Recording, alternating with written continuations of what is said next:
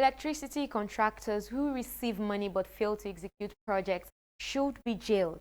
Stakeholders in the power sector said this during a media launch organized by the anti-corruption group Center for Health, Equity and Justice. They condemned non-performing electricity contractors for failing to do their jobs after receiving money from the government. They are now calling on government to hold them to account. Abisola Adebayo has more in this report.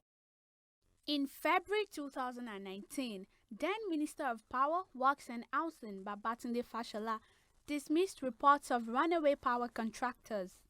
But this civil rights group is now claiming otherwise. Presenting its findings from a research on Nigeria's power sector, Center for Health, Equity and Justice says non-performing electricity contractors is the bane of Nigeria's power sector. A trend in which a particular company, over and above other companies in the sector, got several contracts. Most of those contracts were not either executed at all or properly executed. We discovered some of those contracts by the same organization and its Nigerian collaborator were awarded without going through the bidding process, because we saw only one company bidded and the same company won the contract. The same company, we realized that got contract that didn't go through the Federal Executive Council. If it went through the Federal Executive Council, we want them to convince Nigerians, not us. We are researchers, we don't have anything to do with them. They should go and convince Nigerians. Government should truly privatize the power sector if it hadn't done so. They should try to put in place serious, strict measures to control and monitor those contracts, both at the level of bidding, evaluation, pre or post-contract evaluation. To further prove their claim, the group invited electricity consumers in Lagos State to share their experience so far with the power sector. We have rights to light. Our government should provide us with adequate electricity. If it is a prepaid meter, let them give us. It's not circulated. You are billing us. If people are not able to pay the bill, you come to the community harassing the people with police.